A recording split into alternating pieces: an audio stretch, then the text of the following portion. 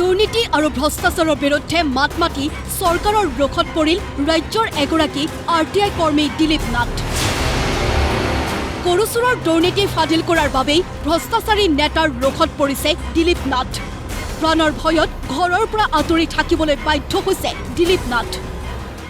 আচলতে বেয়া কথা কেতিয়াও লুকুৱাই থৈ দিব নোৱাৰে, বেয়া কথা দি ওলাবই। অসমৰ ৰাইজে জানে যে পদ্ম হাজৰিকাই হওক বা এই গৰু চোৰৰ লগত যিকেইজন জড়িত হৈ আছিল মন্ত্ৰী বিধায়ক, তেওঁলোকে আজি অসমত লজ্জিত হৈছে। পুলিচ প্ৰশাসনে আজি মোৰ ঘৰৰ ৰেড কৰি গোটেই ফাইলৰ পৰা বুলি লৈ গৈছে আৰু মোৰ ল'ৰাটো আজি জামিন হৈ ওলাই আহিছিল। পুনৰ আপোনালোকে গহপুৰ, চতিয়া, তেজপুৰ, মাজবাট, ঢেকীয়াজুলি সকলোতে আকৌ শিলবালি মাইনিঙৰ লগত মোৰ ল'ৰাটো জড়িত বুলি আকৌ গোচৰ দিছে।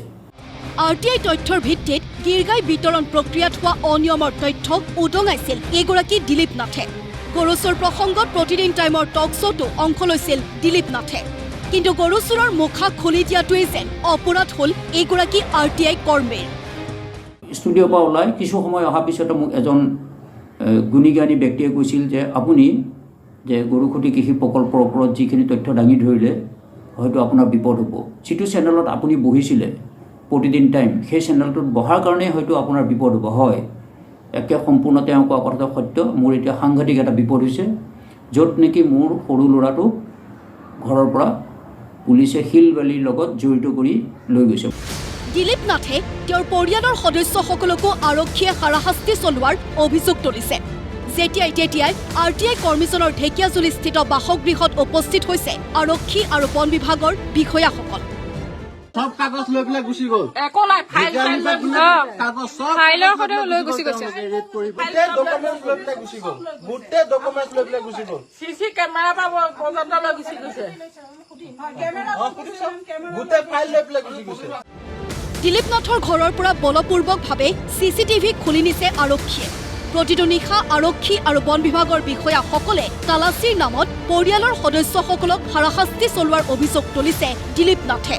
দিলীপ নাথৰ পৰিয়ালৰ সদস্যসকলৰ অভিযোগ গুণ্ডাগিৰি কৰিছে শোণিতপুৰ জিলা আৰক্ষীয়ে। মোকো গঠিয়াই থৈ গৈছে আৰু অপেন কৰি গৈছে যে আপোনালোকে য'তে পাই ত'তে গুলিয়াই মাৰিব। আৰু মোৰতো এতিয়াহে মই লক্ষ্য কৰিছো, মোৰতো বহুত বস্তু হেৰাই গ'ল ঘৰৰ পৰা, মোৰ সোণৰ বস্তু নোহোৱা হ'ল। গৰুখুটি প্ৰকল্পৰ গিৰগাই প্ৰসংগত RTI তথ্যৰে বহু বিস্ফোৰক তথ্য উদঙাইছিল দিলীপ নাথে।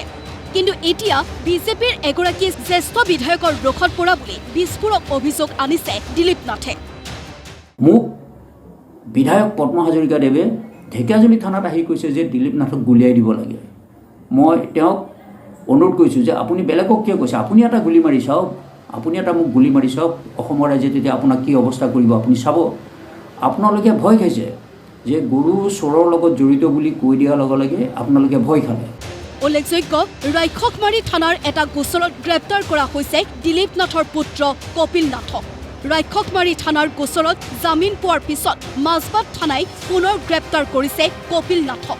দিলীপ নাথৰ দাবী, মোৰ পৰিয়ালৰ কোনো সদস্য শিলবালিৰ চিণ্ডিকেটত জড়িত নহয়।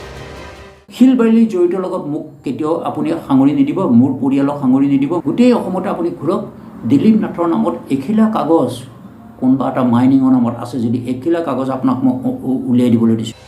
চিণ্ডিকেট সন্দৰ্ভত RTI কৰ্মী দিলীপ নাথৰ আক্ষেপ।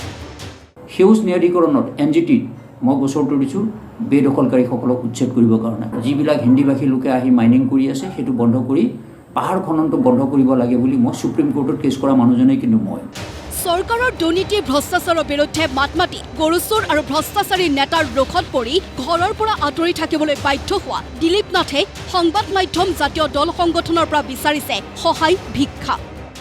মই অসমৰ সচেতন ব্যক্তিসকলক, অসমৰ জাতীয় দল সংগঠনসমূহক, অসমৰ বিৰোধী দলসমূহক মই অনুৰোধ কৰিছোঁ এই বিষয়ে আপোনালোকে মাত মাতক। RTI কৰ্মীজনে এনেদৰে সহায় ভিক্ষা কৰাৰ পিছতে সত্যৰ পক্ষত অৱস্থান লোৱা দিলীপ নাথক হাৰাশাস্তি কৰা পক্ষসমূহৰ বিৰুদ্ধে সৰব হ'ল বিৰোধী শিবিৰ। RTI কৰ্মী দিলীপ নাথ ডাঙৰীয়াই ছুপাৰ চাকাৰে হওক বা গৰুখুটিয়ে হওক, গোটেই কেলেংকাৰীবিলাক RTI এইটো গভৰ্ণমেণ্ট ৰিপৰ্ট, এইটোতো গভৰ্ণমেণ্টৰ পৰা তেওঁ পাইছে, পাই লৈ পেলাই তেওঁ গোটেই কথাখিনি এটা তদন্তৰ কাৰণে দিছে। এতিয়া দিলীপ নাথ কি ব্যক্তিগতভাৱে তাত আমি ক'বলগীয়া কথা একো নাই, কিন্তু আইনৰ যদি কিবা অৱমাননা কৰিছে তেওঁ শাস্তি পাব লাগিব।